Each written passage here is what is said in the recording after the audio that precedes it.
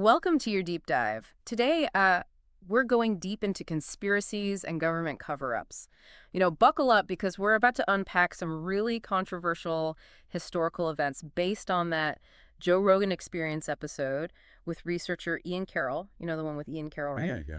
You gave us the transcript, and we've boiled it down to the most shocking claims and the thought-provoking stuff. It's wild how many different topics they covered, Oh, yeah. from JFK to Epstein to MK Ultra. Yeah, it's a lot. We're going to explore the historical context, the alleged evidence, and the recurring patterns that might make you question everything you thought you knew about power and the hidden forces that are shaping our world. Yeah, it's a lot to take in. So let's start with the JFK assassination. Ian Carroll talks about David Lifton's book, Best Evidence, as a major turning point in his own conspiracy journey.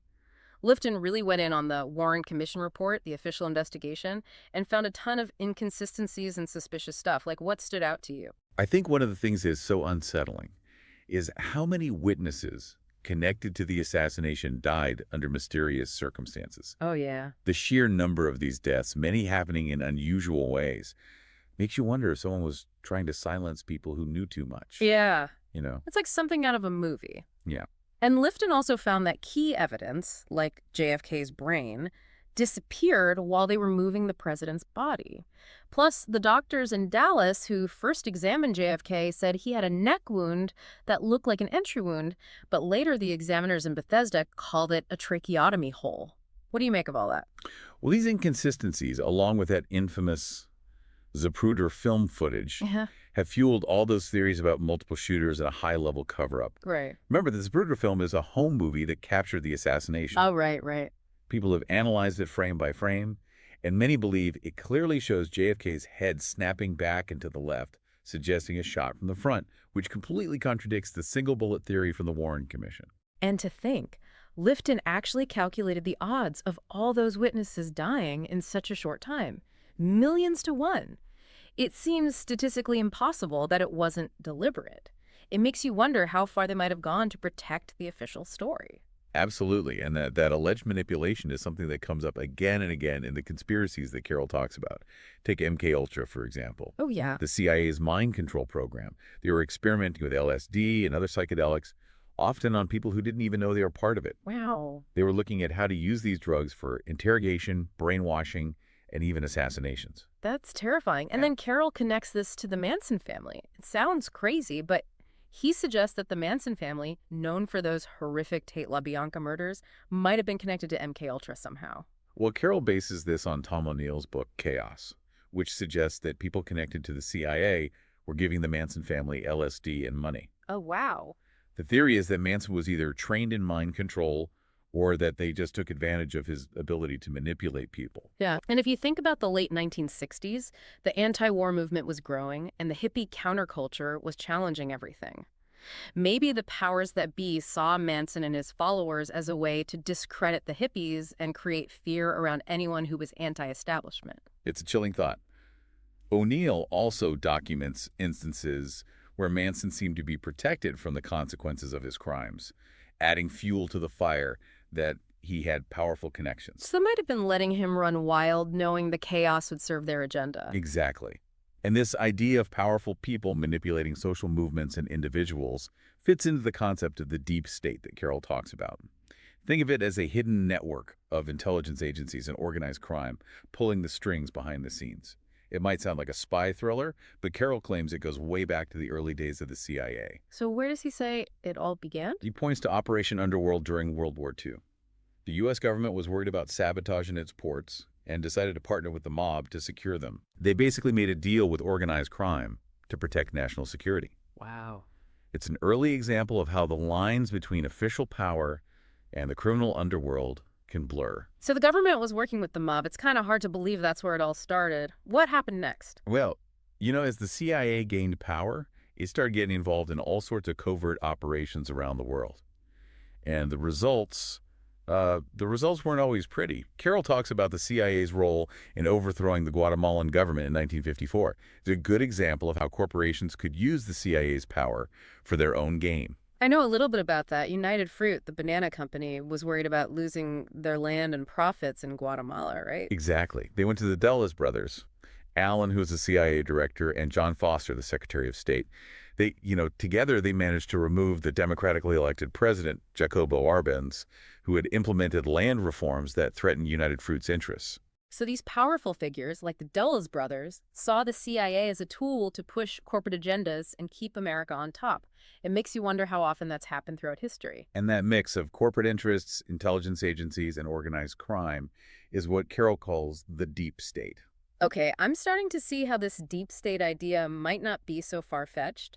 But how does it play out in the modern world? Does Carroll have any examples? He argues that the deep state is still very much alive and well, and he uses the COVID-19 pandemic as a prime example. He points to people like Mickey Willis, who made the Plandemic documentary, and Robert F. Kennedy Jr., who wrote The Real Anthony Fauci, as sources who challenge the mainstream narrative. I've heard about those. They question everything from the origins of the virus to the lockdowns to the vaccines. Right. And while those views are controversial and disputed by most scientists and health organizations, Carroll thinks it's important to consider alternative perspectives, even if they make you uncomfortable. He says questioning the official narrative is crucial. I can see that. And what about that whole Hunter Biden laptop situation during the 2020 election? Carroll mentions that too, right? Yes. He brings up the fact that former intelligence officials dismissed the story as Russian disinformation. Remember, the laptop supposedly had compromising information about Joe Biden's son, Hunter, which could have impacted the election. It's strange how so many media outlets and social media platforms immediately labeled it as fake news. It does make you wonder if there was an attempt to bury the story. Carroll, along with several independent journalists like Glenn Greenwald and Matt Taibbi, suggest that this could have been a form of election interference, potentially orchestrated by the deep state. They argue that the mainstream media often protects powerful people and institutions, which could be seen as another example of the deep state's influence. It's a disturbing thought that the news we consume could be shaped to benefit the powerful. Is there anything else Carroll points to? Well, he dives into a very sensitive topic, Israel. And he recognizes that it's a complex and sensitive issue, especially with the history of anti-Semitism and the potential for accusations of bias. Yeah, it's definitely a topic that requires careful consideration. He argues that we need to look at Israel's place in the global power structure, considering its strong ties to the United States and its alleged involvement in various covert operations. He suggests that, like any government, Israel's could be influenced by deep state elements, especially given its history. What does he say about that history? Well, he claims that some of the individuals involved in Israel's founding had connections to organized crime and intelligence agencies. He also mentions the role of propaganda in shaping Western perceptions of the Israeli-Palestinian conflict, pointing to the documentary The Occupation of the American Mind as an example. I haven't seen that one. What's the main argument? Well, the documentary claims that pro-Israel messaging has heavily influenced public opinion in the U.S., often presenting the conflict in a way that favors Israel while minimizing or ignoring Palestinian viewpoints. That's interesting. It makes you wonder how much of what we perceive as truth is actually shaped by powerful forces behind the scenes. And Carroll doesn't just talk about this theoretically. He shares his own experiences researching and discussing this topic, including facing accusations of anti-Semitism and attempts to suppress his work. It shows how risky it can be to challenge established narratives, even in a society that claims to value free speech. It's a good reminder that certain topics can be taboo and that dissenting voices often face pushback. So how does he suggest navigating these sensitive areas? He stresses the importance of critical thinking, doing your own research, and questioning established narratives, even if they're controversial or make you uncomfortable. It sounds like he's advocating for intellectual courage and the willingness to seek out the truth even when it's hard. Exactly. Now let's shift gears and talk about Jeffrey Epstein. He's a figure who embodies the shadowy intersection of wealth, power, and depravity. Definitely. His case is one of the most disturbing I've ever heard of. Where does Carroll fit into all of this? Well, he has a unique perspective on Epstein. He believes that Epstein wasn't the mastermind of the sex trafficking operation, but rather an employee, a facilitator for a larger network of powerful people. So instead of being the one in control, he was just a cog in the machine. That's what Carroll suggests. He believes Epstein's job was to procure young women and girls for wealthy elites who wanted both sexual gratification and access to a network of influence. And he points to Les Wexner, the billionaire behind Victoria's Secret, as a key figure in Epstein's rise. I remember hearing about that connection. Wexner and Epstein were very close. Carroll finds it hard to believe that Wexner, as a savvy businessman, was unaware of Epstein's activities, especially since he gave Epstein so much control over his financial and personal affairs. He even gave Epstein power of attorney. That's a lot of trust, considering the rumors and accusations that were already circulating about Epstein. Carroll draws a parallel between Epstein and Charles Manson, arguing that they were both essentially assets used by powerful entities to achieve specific goals. It's an interesting comparison. So Manson was allegedly used to disrupt the counterculture movement, and Epstein was allegedly used to compromise and control elites through blackmail and other means. Exactly. And here's where it gets even more disturbing. Carroll believes that many of Epstein's clients weren't victims of coercion, but willing participants who saw Epstein's operation as a way to advance their careers, secure deals, or indulge in their darkest desires. That's a chilling thought. It suggests that the pursuit of power and pleasure can drive people to do terrible things, even sacrificing their morals and integrity. Carroll acknowledges the public's fascination with the Epstein files, those documents seized during the investigation. However, he argues that while their release might reveal some shocking details, it might not be necessary to understand the bigger picture. What does he mean by that? He believes that investigative journalist Whitney Webb has already pieced together a pretty compelling narrative based on publicly available information. He says that Webb's work shows that we don't need classified documents to grasp the scope and implications of Epstein's operation. So what has she uncovered? She's done meticulous research, tracing Epstein's connections to intelligence agencies, organized crime figures, and a network of wealthy individuals.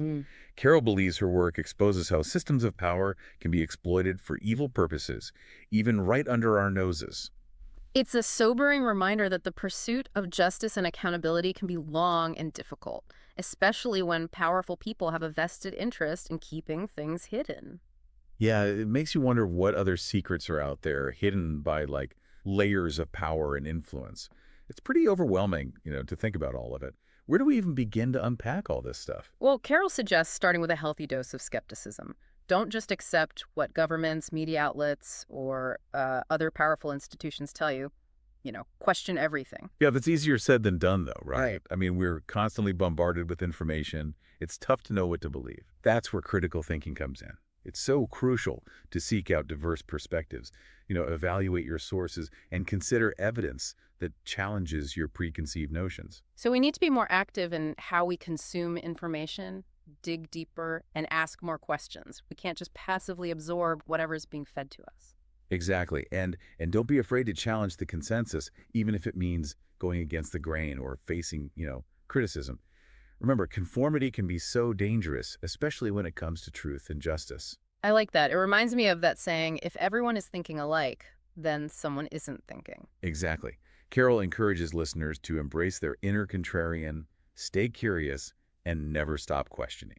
So after this deep dive into conspiracies, government cover-ups, and the potential for manipulation by these powerful individuals and organizations, what's the takeaway for you? The big question is how to navigate this complex world of information and misinformation.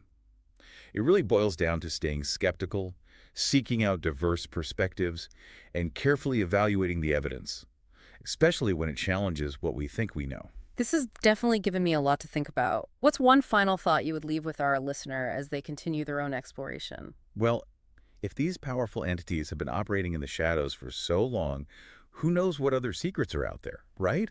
Right. What other narratives have been carefully crafted to shape our understanding of the world? This deep dive was just the beginning.